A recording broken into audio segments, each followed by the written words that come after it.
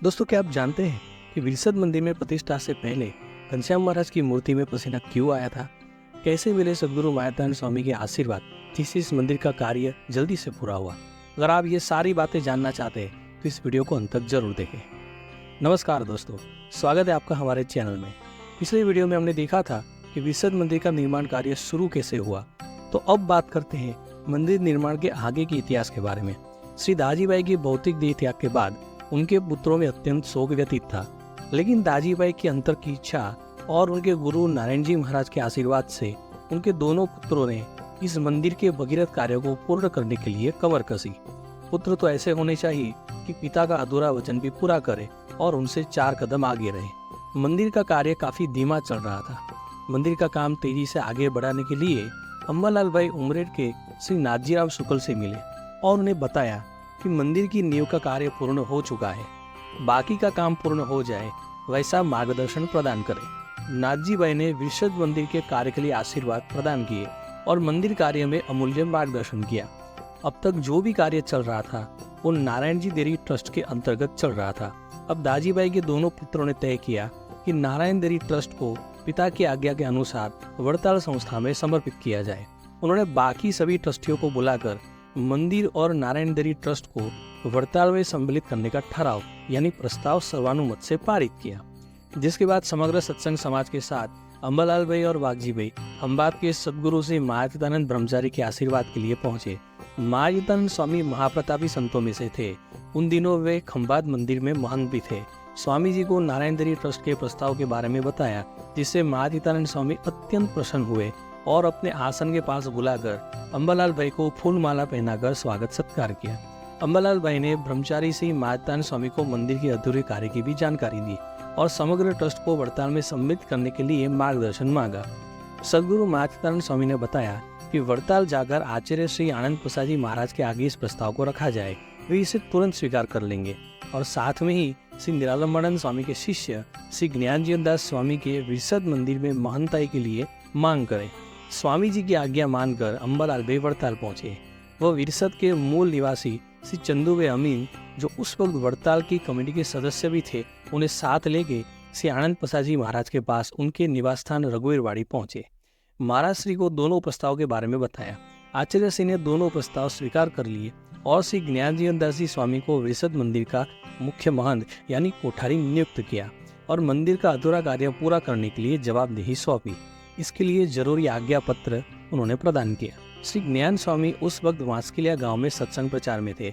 दूसरी तरफ अम्बालाल भाई नडियाद के श्री ईश्वरलाल पंड्या, जो कि स्वामी के अत्यंत स्नेही थे, उनको साथ लेकर वांसकिलिया गांव पहुंचे और विरसद मंदिर के विषय में आचार्य श्री के आज्ञा पत्र और समग्र बातों से उन्हें अवगत करवाया।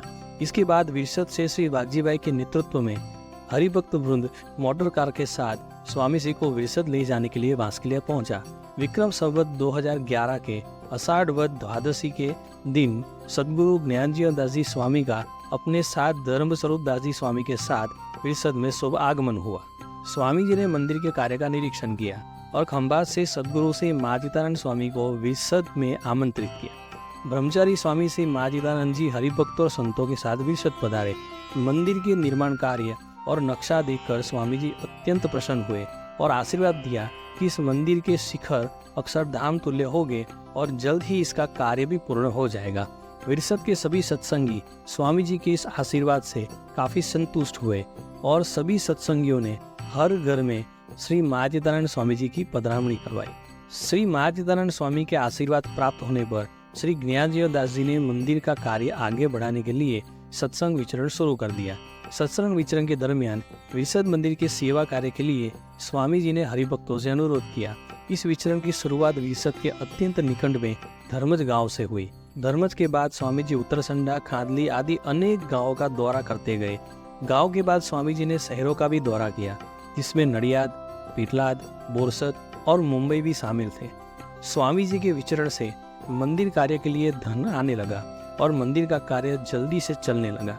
स्वामी जी के अनुरोध पर श्री अम्बालाल भाई अमीन अफ्रीका प्रवास पर गए, जहां से अनेक सत्संगियों ने मंदिर के लिए सेवा प्रदान की। इसी बीच खंभात मंदिर में सदगुरु श्री महातीतानंद स्वामी ने मंदवाड़ यानी बीमारी धारण कर ली। उनका हरिधाम जाना निश्चित था। स्वामी जी ने मौन भी धारण कर लिया था। इस बात का पता जब ज्ञान स्वामी जी को चला तो वे तुरंत हरिभक्तों के साथ खंभात पहुंच गए। ज्ञान स्वामी जी को देख महाजीतानंद स्वामी अत्यंत प्रसन्न हो गए। ज्ञान स्वामी जी ने निवेदन किया कि हरिधाम जाने के अपने संकल्प पर पुनर्विचार करें और अभी भी विरसद मंदिर का प्रतिष्ठा कार्य बाकी है, प्रतिष्ठा हो जाने तक जरूर रुके और अपने इस मौन व्रत को तोड़े। इसके बाद तुरंत स्वामी जी ने मौन व्रत का त्याग करके ज्ञान स्वामी जी को वचन दिया कि प्रतिष्ठा उत्सव तक जरूर रुकेंगे। इस घटना से पता चलता है कि अक्षरधाम में आना और जाना संतों के कितने नियंत्रण में था, जिससे ये भी साबित होता है कि उन संतों से भगवान स्वामीनारायण कितने प्रसन्न थे। ज्ञान स्वामी जी और हरिभक्तों के अथाक प्रयत्नों से मंदिर के लिए अच्छा खासा धन प्राप्त हुआ। दूसरी तरफ मंदिर का कार्य हरिभक्तों ने स्वयं भी किया। इसी वजह से मुख्य मंदिर का कार्य जल्द ही पूर्णता की तरफ आगे बढ़ा। मंदिर का कार्य पूर्ण होने को था, अब बारी थी देवों के प्राण प्रतिष्ठा की। प्रतिष्ठा उत्सव की तैयारियां शुरू हुई। स्वामी जी हरिभक्तों के साथ वड़ताल पहुंचे और रघुवीरवाड़ी पहुंचकर आचार्य श्री आनंद प्रसाद जी महाराज से प्रतिष्ठा का शुभ मुहूर्त निकलवाया और प्रतिष्ठा उत्सव का आज्ञा पत्र प्राप्त किया। ज्ञान स्वामी जी निर्माणी संत थे। वे किसी तरह के मान प्रतिष्ठा के लालची नहीं थे। इसी बात का परिचय देते हुए स्वामी जी ने समग्र प्रतिष्ठा उत्सव कार्य के लिए वड़ताल के आगेवान संत शास्त्री जी हरिजीवन दास जी और शास्त्री श्री हरिबल दास जी को आगेवान बनाया। मंदिर के प्राण प्रतिष्ठा के लिए धर्मभक्ति वासुदेव, श्री लक्ष्मीनारायण देव और श्री हरिकृष्ण महाराज तथा श्री हनुमान जी, श्री गणपति और सिद्धेश्वर महादेव की मूर्तियां तैयार करवाई थी।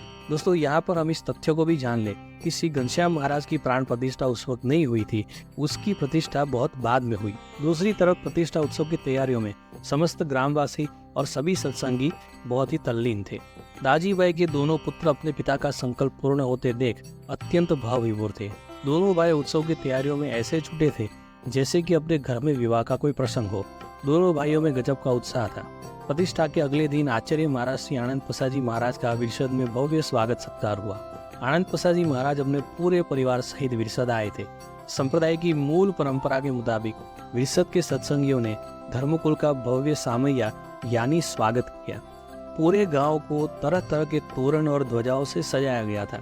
बैंड बाजा के साथ भव्य शोभा यात्रा भी निकाली और यज्ञ मंडप में मंदिर की मूर्तियों की वेदोक्त विधियों से पूजा की गई। विक्रम संवत 2012 की वैशाख शुद्ध 10वीं के दिन मंगलवार को यानी 19 मई 1955 साल को मंदिर में देवों की मंगल प्रतिष्ठा विधि पूर्वक आचार्य महाराज श्री आनंद प्रसाद जी महाराज के शुभ हस्तों से की गई। अति भव्य रूप से विरसद मंदिर की प्राण प्रतिष्ठा पूर्ण हुई। चारों तरफ स्वामीनारायण नाम का जयघोष फैल गया। समग्र महोत्सव में अद्भुत आयोजन हुआ था। विशाल मंडप और विशाल यज्ञशाला थी तथा आचार्य श्री के लिए भी उतारा की व्यवस्था अद्भुत थी। साथ में इस उत्सव में वड़ताल संस्था से भारी मात्रा में संत गण भी पधारे थे। समग्र उत्सव यादगार रहा, लेकिन अब भी मुख्य मंदिर में श्री घनश्याम महाराज की मूर्ति प्रतिष्ठा बाकी थी। विरसद के श्री नारायण भाई नाथाभी अमीन ने ज्ञान स्वामी जी को दाजी भाई के इस बाकी संकल्प के बारे में याद करवाया। स्वामी जी ने तुरंत घनश्याम महाराज की मूर्ति तैयार करवाना शुरू कर दिया और प्रतिष्ठा उत्सव की भी तैयारियां शुरू करवाई। लेकिन घनश्याम महाराज की इस मूर्ति के यजमान दाजी भाई के बड़े बेटे वागजी भाई और उनके बेटे जयंती भाई थे। जयंती भाई की हार्ट फेल होने की वजह से मृत्यु हो गई। इस वजह से पूरा दाजी भाई परिवार अत्यंत शोकातुर था। ज्ञान स्वामी जी ने पूरे परिवार को अत्यंत धीरज प्रदान की और प्रतिष्ठा कार्य को कुछ महीने के लिए आगे बढ़ा दिया। दाजी भाई का परिवार शास्त्रोक्त शोक का पालन करके बाद में मूर्ति प्रतिष्ठा कार्य में जुड़ गया। फिर विक्रम संवत 2025 के वैशाख शुद्ध अष्टमी के दिन का प्रतिष्ठा का मुहूर्त निकला। प्रतिष्ठा के अगले दिन मूर्ति की शोभा यात्रा का आयोजन था। इसके लिए मूर्ति को जयपुर से जिस पेटी में लाया गया था उस पेटी से निकाला गया और सभा मंडप में सफेद वस्त्र पहनाकर रखा गया। थोड़ी ही देर में जो वस्त्र मूर्ति को पहनाया गया था वह वस्त्र पसीने से गीला हो गया। सब आश्चर्यचकित हो उठे कि पत्थर की मूर्ति में से पसीना क्यों निकल रहा है। ज्ञान स्वामी जी ने बताया कि इस मूर्ति में श्रीजी महाराज प्रकट विराजमान है।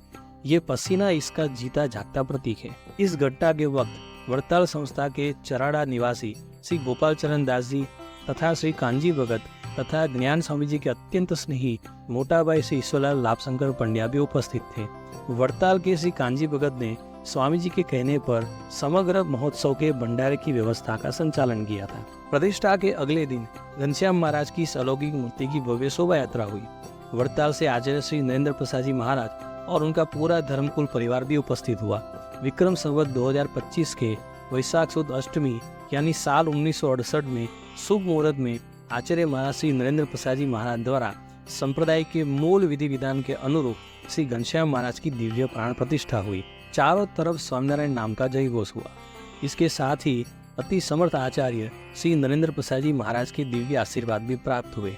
इसी तरह से दाजीबाई के सभी संकल्प पूर्ण हुए और तीनों शिखरों की इस भव्य मंदिर का स्वप्न साकार हुआ, जिसे आज भी आप विरसद जाकर दर्शन कर सकते। दोस्तों, इसी तरह विरसद मंदिर का यह भव्य स्वप्न साकार हुआ, जिसकी शुरुआत दाजीबाई अमीन ने की थी, जिसे सदगुरु श्री ज्ञान स्वामी ने आगे बढ़ाया और दाजीबाई के परिवार और विरसद के सभी निष्ठावान सत्संगी तथा मोटा भाई ईश्वरलाल पंड्या के सहयोग से पूर्ण कर लिया। इससे पता चलता है कि इस भव्य मंदिर और इस सत्संग निर्माण के पीछे कितने अथाग और भगीरथ प्रयत्न किए गए थे। मंदिर निर्माण के बाद सत्संग ज्ञान स्वामी जी के सानिध्य में जबरदस्त चलाया जा रहा था। धीरे धीरे स्वामी जी ने मंदिर में बाकी व्यवस्थापकीय आयोजन से जुड़े हुए संकल्पों को पूरा करने के लिए अपना ध्यान उसमें केंद्रित किया। आगे जाकर स्वामी जी ने विरसद मंदिर में कलश उत्सव करवाया, जिसकी कहानी बड़ी रोचक है। लेकिन दोस्तों, आज की वीडियो में बस इतना ही। इस बारे में हम बात करेंगे अगले वीडियो में। तब तक के लिए धन्यवाद। मिलते हैं अगले वीडियो में कलश उत्सव की रोचक कहानी के साथ।